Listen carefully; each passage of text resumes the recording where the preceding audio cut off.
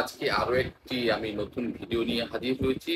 সেটা আমার থাম্বনেল বা সেটা আমার টাইটেলের মধ্যে আপনারা দেখেছেন। সেটা হচ্ছে রক্ত বাড়ানোর জন্য যে স্যালাইন কি আমাদেরকে আসলে উপকার করে নাকি উপকার করে না, এটা ক্ষতি হয় নাকি হয় না, আজকে সেই বিষয়ে আলোচনা করব।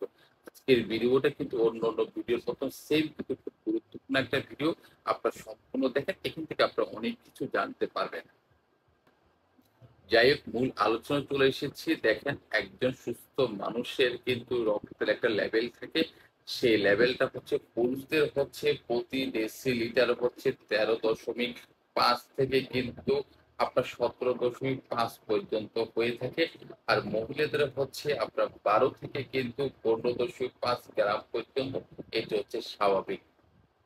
এর যদি নিচে থাকে এবং সেটা যদি আয়রন ডিফিসিয়েন্সির কারণে হয়, তাহলে কিন্তু আপনার যে আমাদের বাজারে যেগুলো আপনার বোতলের মধ্যে যেগুলো হচ্ছে আপনার আয়রন শক্ত স্যালাইন গুলো আছে, সেই স্যালাইন গুলো দিলে অবশ্যই উপকার আসবে, এবং সেই স্যালাইন গুলো দিলে কিন্তু আপনার হিমোগ্লোবিন যে লেভেলটা আছে সেটা কিন্তু বাড়বে।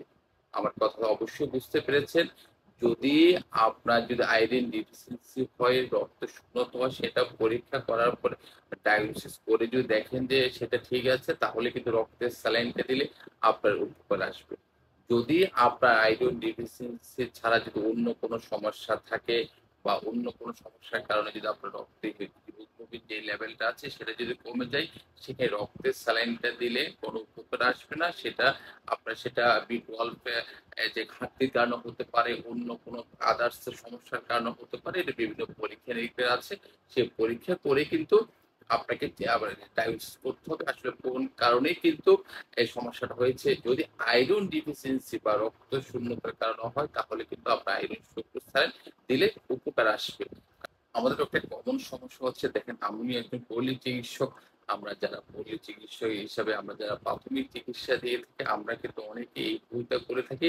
সেটা থেকে আমাদের বেরিয়ে আসতে হবে। যেমন আমাদের কাছে যদি অনেক সময় রুগীরা আসে, মা বোনরা আসে, এসে বলে যে আমার মাথা ঘুরাচ্ছে, বমি ভাব, খাওয়ার অরুচি, এবং আপনাকে কিছু সিমটম দেখতে হবে। রক্ত শূন্যতা কিছু সিমটম আছে, সেই সিমটম গুলো দেখতে হবে। এটা কি আসলে রক্ত শূন্যতা থেকে তার দুর্বলতা লাগছে কিনা, নাকি সেটা তার শরীরের সাধারণ দুর্বলতা, সেটা বিষয়টা, নাকি তার ব্লাড প্রেশারটা কমে গেছে সেই বিষয়ে দুর্বলতা, আপনাকে খেয়াল করতে হবে। আর তার যদি আপনার যেটা আমরা যেটা রক্ত শূন্যতা বলি বা আয়রন ডেফিসিয়েন্সি হয়ে থাকে, সেখানে যদি আপনি গ্লুকোজ স্যালাইন দিয়ে থাকেন, যেটা নর্মাল যে গ্লুকোজ স্যালাইন দিয়ে থাকেন, সেই স্যালাইনটা দিয়ে যদি আপনি রুগীকে হয়তো বা স্যালাইন দিয়েছেন, সে সর্বোচ্চ 1-2 দিন হয়তো ভালো থাকবে। কারণ তার যদি আয়রন ডিফিসিয়েন্সি হয় বা রক্ত শূন্যতা হয়, সেখানে যদি আপনি এখানে গ্লুকোজ স্যালাইন দেন, সেখানে কোনো উপকার আসবে না। অযথা তার টাকাটা কিন্তু অপচয় যাবে। সেই জিনিসটা একটু খেয়াল রাখতে হবে, এবং সেই জিনিসটা একটু অবশ্যই আপনাকে ডায়াগনোসিস করে কিন্তু দিতে হবে। এই জিনিসটা আপনার যারা প্রাথমিক চিকিৎসা করছেন অবশ্যই খেয়াল করবেন।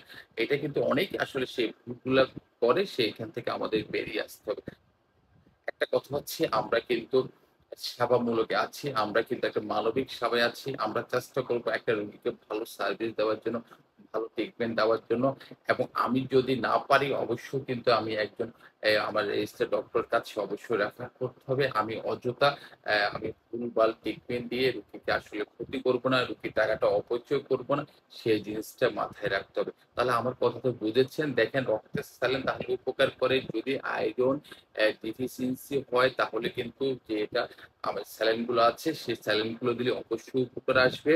আর যদি সেখানে যে আয়রন ডিফিসিয়েন্সি ছাড়া যদি সেই সমস্যা হয়, সেখানে যদি বি12 বা অন্য কোনো বিষয়ের কারণে যদি আপনার হিমোগ্লোবিন লেভেলটা কমে যায়, সেখানে আপনি যত রক্তের স্যালাইন দেন উপকার আসবে না। বরং সেটা অন্য বিভিন্ন কারণে কিন্তু আপনার এটা ক্ষতি হওয়ার সম্ভাবনা আছে।